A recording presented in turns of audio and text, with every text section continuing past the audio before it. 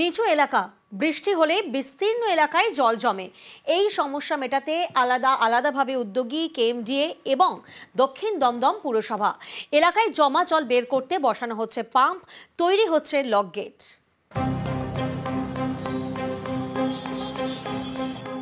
দক্ষিণ দমদম পুরসভা এখানকার জপুর প্রগতিপল্লীর গা ঘেঁষে বয়ে গিয়েছে বাগজোলা খাল। এই দুটি এলাকা নিচু, বৃষ্টি হলেই জল জমে যায়। বর্ষায় দুর্ভোগ চরমে ওঠে, তখন হাঁটু সমান জল।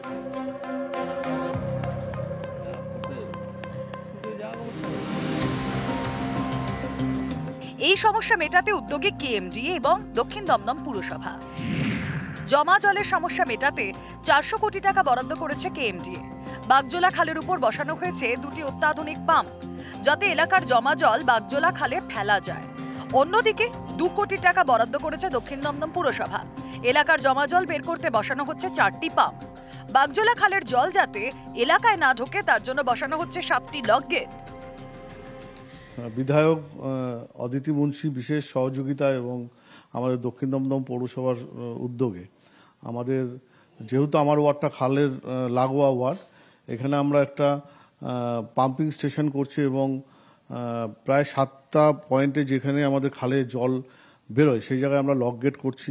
যদি ভারী খাল ওভারফ্লো হয়ে যায় আমরা সেই লক গেটগুলোকে বন্ধ করে 2-3টে পাম্পের মাধ্যমে আমরা সেই জলটা খালে ফেলবো। তাতে আমাদের আশা করছি আগামী দিন আমাদের এই জল যন্ত্রণা থেকে আমরা মুক্তি পাবো।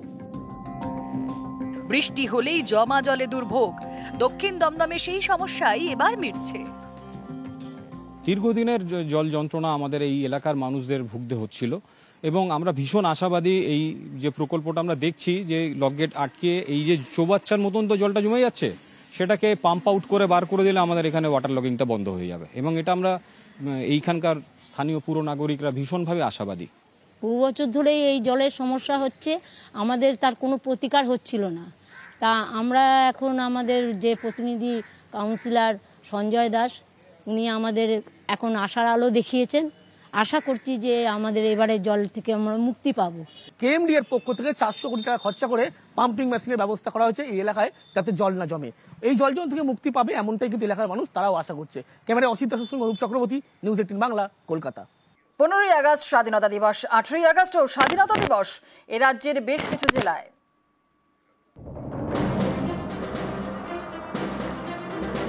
উনিশশো 47-এর 15ই আগস্ট ভারতের স্বাধীনতার প্রথম সূর্য। সেদিনই কিন্তু এদেশের সবাই স্বাধীনতার স্বাদ পাননি। দেশভাগের জেরে মালদা তখনও পূর্ব পাকিস্তানে। মালদার মাটিতে সেদিন পূর্ব পাকিস্তানের পতাকা। 15ই আগস্টের 3 দিন পরে ঠিক হয় মালদা থাকবে ভারতেরই।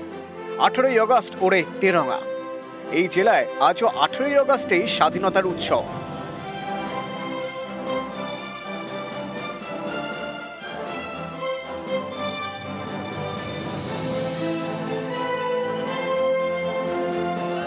দক্ষিণ দিনাজপুরের বালুরঘাট স্বাধীন ভারতের অংশ হয় 1947 সালের 18ই আগস্ট।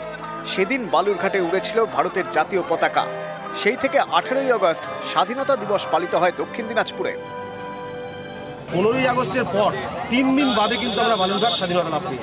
এই দিনটাকে আমরা পূর্ণ মর্যাদার সঙ্গে এবং নিষ্ঠা ভক্তি সহকারে আমরা বালুরঘাট পৌরসভার পক্ষ থেকে এই বছরই প্রথম বর্ণাঢ্য শোভাযাত্রা এবং সেই সমস্ত শহীদ যারা ছিল তাদেরকে আমরা স্মরণ করলাম। 1987 সালের 15ই আগস্ট মুর্শিদাবাদ ছিল পূর্ব পাকিস্তানে। 3 দিন পর এখানে ভারতের পতাকা ওড়ে। তাই আজও 18ই আগস্ট মুর্শিদাবাদে স্বাধীনতা উৎসব।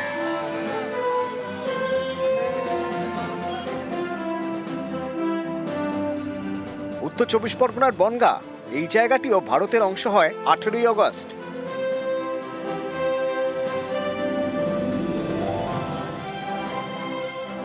নদিয়ার শান্তিপুর, কৃষ্ণগঞ্জ, রানাঘাট এই সব এলাকাতেও সোমবার অর্থাৎ 18ই আগস্ট স্বাধীনতা দিবস। কারণ 1947-এর 18ই আগস্ট এই জায়গাগুলি ভারতের অন্তর্ভুক্ত হয়েছিল। পণ্ডিত লক্ষ্মীকান্ত মৈত্র এবং ডক্টর শ্যামাপ্রসাদ মুখার্জি নিরলস প্রচেষ্টা এবং আমরণভাবে যেসব মানুষ এগিয়ে এসেছিলেন তাদের প্রচেষ্টায় এই শান্তি সহ বিভিন্ন অঞ্চল 18ই আগস্ট স্বাধীনতা উদযাপন করেছিল।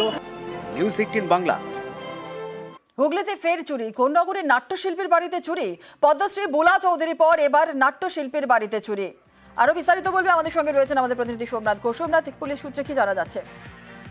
দেখো, পুলিশ সূত্রে যেটা জানা যাচ্ছে যে কবে চুরি হয়েছে, রবিবার চুরি হয়েছে কি সোমবার চুরি হয়েছে, সেটা রবিবারও চুরি হয়েছে অনুমান করা যাচ্ছে এবং সোমবার বিষয়টি নজরে আছে।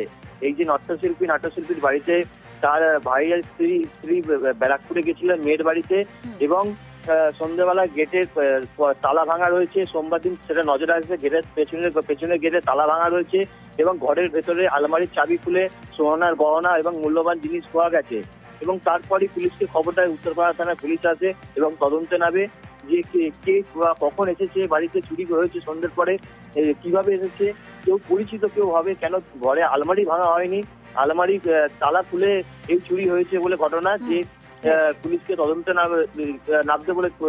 করতে বলেছে যে এই বুলা চৌধুরীর যেভাবে 48 ঘন্টার মধ্যে পুলিশ কিনারা করেছে চোরের, সেরকমই যে বাড়ির জিনিসপত্র খোয়া গেছে যেন এই নাট্যশিল্পীর যে বাড়ি এবং প্রতিবেশী তারা জানে যে বুলা চৌধুরীর যেভাবে জিনিস পুলিশ উদ্ধার করেছে যেন নাট্যশিল্পীর বাড়ির সেভাবেই উদ্ধার করা হোক, এমনটাই চাইছেন নাট্যশিল্পীর পরিবারের লোকজন। বেশ ধন্যবাদ।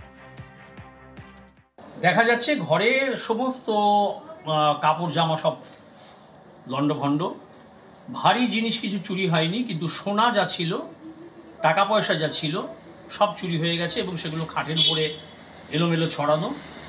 মজার ব্যাপার হচ্ছে তালাগুলো আলমারির ভাঙা না, আলমারির তালাগুলো খোলা।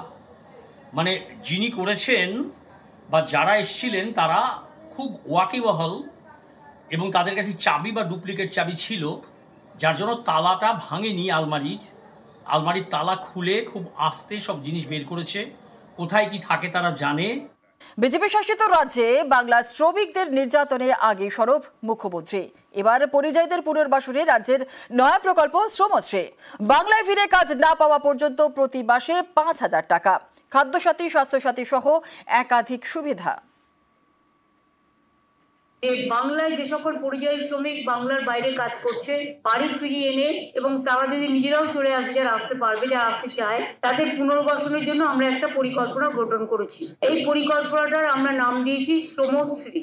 এই প্রকল্পের মূল উদ্দেশ্য পরিযায়ী শ্রমিকদের বাংলায় ফিরিয়ে আনা এবং তাদের জীবিকার জন্য নিজের পায়ে দাঁড়ানোর জন্য সাহায্য করা। যারা ফিরে আসবেন এককালীন ভ্রমণ সহায়তা সহ আমরা 5,000 টাকা দেব। ফিরে আসার পর 12 মাস মানে 1 বছর নতুন কাজের ব্যবস্থা না হওয়া অবধি প্রতি মাসে তাদের 5,000 টাকা করে দেওয়া হবে। ফিরে আসা শ্রমিকদের মধ্যে আমরা দেখব দক্ষতা কার কিভাবে আছে এবং যদি দক্ষতা থাকে দরকার হলে আমরা তাদের আবার প্রশিক্ষণ দেবো, এই বিভিন্ন কাজে ইনভলভ করবো। এই শ্রমিকদেরও জব কার্ড দেওয়া হবে। আমাদের এখানে সেলফ এমপ্লয়মেন্টে নানা রকম অনেক সহজে লোন দেওয়ার ব্যবস্থা আছে। যেমন মাইনরিটি ডেভেলপমেন্ট কর্পোরেশন সংখ্যালঘু ভাই বোনদের ব্যবসার জন্য লোন দেয়, SC ST OBC development corporation loan দেয়, উদীয়মান স্বনির্ভর কর্মসংস্থান প্রকল্প লোন পাওয়া যায়। হাতে সঙ্গে সঙ্গে খাদ্যসাথী কার্ড, স্বাস্থ্যসাথী তার পরিবারের জন্য কার্ড। তাদের যদি নিজেদের বাড়ি থেকে ঠিক আছে, বাড়ি না থাকলে কমিউনিটি কিচেন সেন্টার। তাদের ছেলে মেয়েরা স্থানীয় যে সমস্ত স্কুলগুলো আছে গভর্নমেন্টের, এইসব স্কুলগুলোতে ভর্তির ব্যবস্থা করে দেওয়া। এছাড়াও তারা অন্যান্য সরকারি প্রকল্প যেমন কন্যাশ্রী আছে, শিক্ষাশ্রী আছে, ঐক্যশ্রী আছে, মেধাশ্রীর মতো নানান স্কলারশিপের সুযোগ সুবিধাও পাবে।